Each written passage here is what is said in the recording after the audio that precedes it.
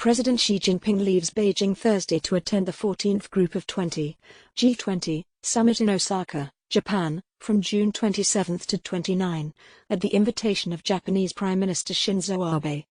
Economic issues, other global concerns on agenda in Osaka. Every year, leaders of the world's 20 largest economies gather to discuss economic and financial matters and coordinate policies on other issues of global significance.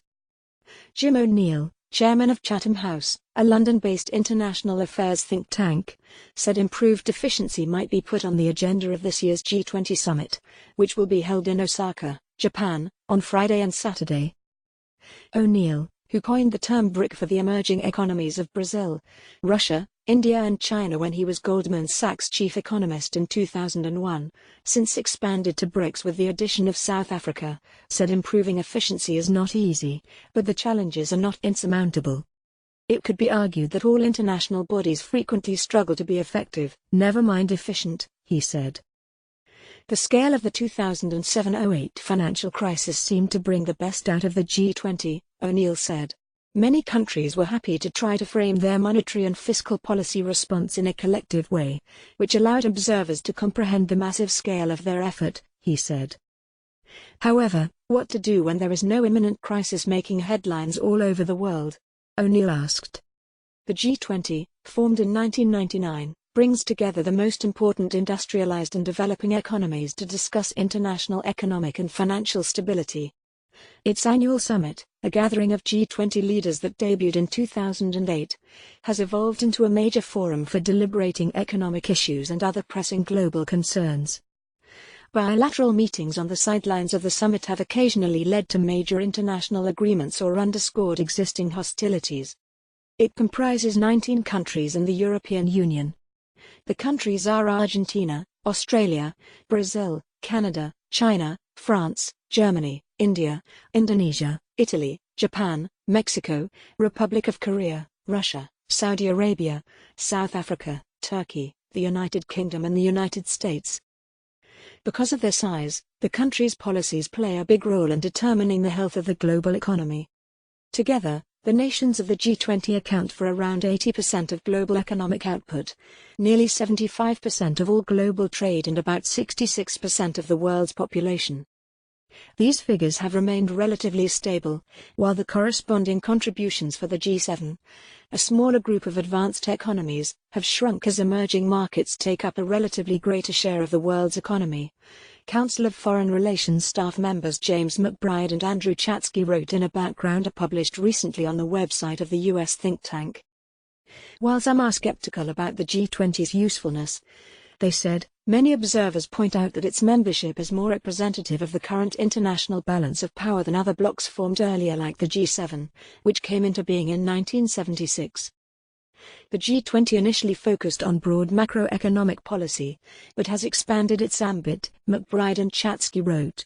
Last year's summit in Argentina focused on fair and sustainable development, while the previous one in Germany addressed issues including corruption, money laundering, and international tax havens. At the 2016 summit in China, President Xi Jinping and U.S. President Barack Obama formally announced their country's accession to the Paris Agreement on combating climate change. As part of the preparations for the Osaka G20 summit, the world's leading think tanks held a meeting in Tokyo on May the 26th to the 27th to work out policy recommendations for the leaders. The meeting, known as the Think 20 or T20, is the research and policy advice network for G20 countries. More than 400 think tank experts from the 20 countries sent a message in Tokyo that political leaders must adhere to the principles of multilateralism despite currents of anti-globalism and economic uncertainty. Naoyuki Yoshino, chairman of T20 Japan and dean of the Asian Development Bank Institute, said the recommendations of the policy experts were based on theoretical and empirical analysis, ensuring that G20 leaders received the most accurate advice. The G20 countries have taken steps closer to the new global goal of a sustainable, inclusive and resilient society with the Paris Agreement and 2030 Agenda for Sustainable Development but still face challenges on the way ahead, Yoshino said in the T20 Japan statement. He said T20 Japan, through the work of its 10 policy task forces, had produced innovative and evidence-based recommendations to guide the way forward for the global community. In a message posted on the G20's website, Japanese Prime Minister Shinzo Abe said Japan is determined to lead global economic growth at the Osaka summit by promoting free trade and innovation, achieving both economic growth and the reduction of disparities, and contributing to the development agenda and other global issues with the UN's Sustainable Development Goals at its core. He said Japan will lead discussions on the supply of global commons such as quality infrastructure and healthcare for realizing economic growth around the world, adding that ways to resolve issues such as climate change and the amount of plastic waste in oceans will also be discussed. Wise investments. The summit is also expected to address the digital economy and issues that arise from an aging society.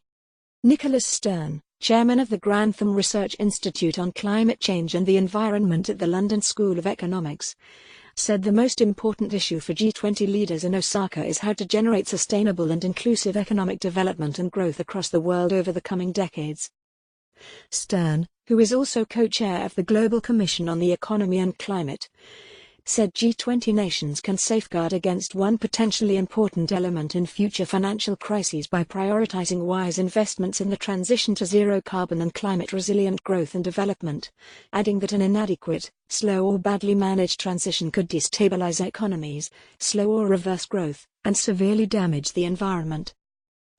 A report published by the World Bank early this year highlighted the huge need for infrastructure to eliminate poverty and raise living standards, with 940 million people living without electricity, 663 million lacking adequate sources of drinking water, 2.4 billion lacking decent sanitation facilities, 1 billion living more than 2 kilometers from an all-season road, and 4 billion people lacking internet access.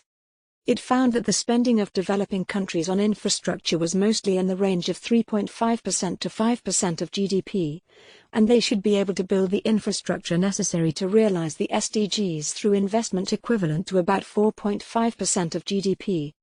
Such investments will be of profound importance in our cities, where more than half the world's population now lives and 70% of GDP is created, to ensure they are places where we can live, breathe, move safely and be productive, Stern said. The G20 nations must lead by example on this imperative, Stern said, and especially the world's two biggest economies, the US and China. China is demonstrating leadership through its significant investments in zero-carbon energy, particularly renewable power, he said. China's support for solar power has directly contributed to the astonishingly rapid fall in the production costs of panel units, making it now the cheapest source of electricity in many parts of the world. Stern also noted that China can provide even greater leadership through the Belt and Road Initiative if it encourages the application of robust sustainability tests to investments in new infrastructure in partner countries. He added that G20 nations should be wise with their investments within their own countries and abroad. They should promote the role of international financial institutions, and multilateral development banks in particular, in lowering the cost of capital for sustainable infrastructure. The necessary pace and scale of transition requires a substantial expansion of that role, he said. Stern, a member of the International Advisory Panel for the Asian Infrastructure Investment Bank, said that on the back of good management, a strong portfolio and a clear strategy, the AIB successfully issued its first global bond last month, raising $2.5 billion to support sustainable infrastructure, cross-border connectivity, and environmental, social and governance-related investment practices in emerging economies in Asia. The AIB's inaugural report on Asian infrastructure finance, published early this year, concluded there has been no significant breakthrough in Asia in mobilizing private capital for infrastructure. It urged more efforts to attract private capital to sustainable infrastructure, and called on multilateral development banks to contribute more toward improving project preparation and country policy frameworks and maintaining supportive conditions by, for instance, providing better information for market players. Stern said the G20 nations can promote sustainable economic growth and development, reduce poverty and improve living standards across the world. But they must move quickly and on scale, he said. The climate crisis is real and now, delay will be profoundly dangerous. Kevin Gallagher, director of the Global Development Policy Center at Boston University, and Richard Kozul-Wright, director of the Division on Globalization and Development Strategies at the United Nations Conference on Trade and Development, have appealed to G20 leaders to call for a new multilateralism that combines mission-oriented rules with a commitment to shared prosperity and environmental recovery and that leads by example, with or without the US. A new multilateralism must prioritize the role of global public goods needed to deliver shared prosperity and a healthy planet, promote cooperation and collective action to bring fairness and balance to market outcomes, coordinate policy initiatives to mitigate common risks, and ensure that no nation's pursuit of these broader goals infringes on the ability of other nations to pursue them, they said in a report published at a forum in Osaka on Tuesday organized by China Daily. In short, we need a global Green New Deal to reclaim multilateralism. With the US having signaled its intention to withdraw from the Paris Agreement, other countries such as China, Germany and the UK are leading the way by phasing out fossil fuels, investing in clean technologies and advancing green industrial policies, they said. But actions at home must be globalized. Stephen Roach, a faculty member at Yale University and a former chairman of Morgan Stanley Asia, warned that if the US and China, which have accounted for fully 44% of world GDP growth since 2008, opt for a superficial resolution or fail to come to terms on their trade conflict, the global economy could well falter. Bipartisan political support for China bashing in the savings-short US threatens to turn a trade war into a protracted and destructive economic Cold War, Roach said. Now, more than ever, a fragile world is in desperate need of political will and wisdom, he said. Zoying Zong, assistant researcher at the Chinese Academy of Social Sciences Institute of World Economics and Politics, agreed that multilateral mechanisms are the best solution to tackle global issues. Most of the current multilateral mechanisms were established after World War II and have long played a positive role in addressing global issues and ensuring the world's economic stability and development, he said. But as time has passed, some of the mechanisms have run into challenges. Take the World Trade Organization. Zoying said it is in unprecedented crisis as its dispute-solving mechanism is challenged. Its clauses on security exceptions and unilateral measures are abused, and negotiations on some agendas progress slowly. To solve such problems, we need to improve and consolidate multilateral mechanisms as soon as possible, he said. As countries become more domestic-focused, and unilateralism as well as protectionism are rising, China's support for, and promotion of, multilateralism is more important than ever. China has been working with G20 countries on macroeconomic policy coordination, global financial governance and sustainable development, and held a successful G20 summit in Hangzhou, Zhejiang Province, in 2016 where it contributed Chinese wisdom and Chinese solutions to global economic governance, Zoying said. Governance reform.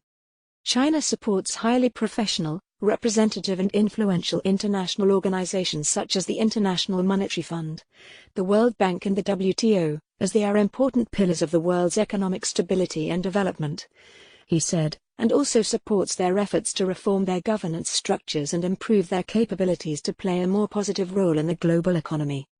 Olav Kjorven, Chief Strategy Officer at EAT, an NGO based in Stockholm that advocates a fair, healthy and sustainable global food system, warned that alarm bells are now ringing loudly on behalf of planet Earth. We are rapidly running out of time to secure a safe future for humanity. We have a climate crisis on our hands, and we have entered an era of mass extinction of species with grave consequences for humanity, he said. With leadership from the right places and with a sharp focus on the most strategic levers of change, humanity can turn this crisis into an opportunity. Kjorven said that after several decades of uninterrupted high-speed development, unmatched in human history, that lifted 800 million people out of poverty, China is today an example for the world when it comes to effective economic policy making, mobilization of capital at home and abroad for productive purposes, and investment in its people. China can show the way to a safer, healthier and more sustainable food future, by taking bold action at home and inspiring and engaging the rest of the world, he said.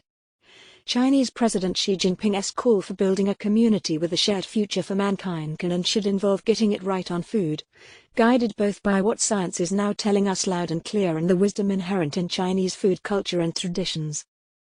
For an efficient G20 summit, O'Neill, from Chatham House, recommended that each G20 country gives itself some kind of scorecard for the progress made toward initiatives that featured in past G20 statements. He said such a system could really test countries, often the hosts,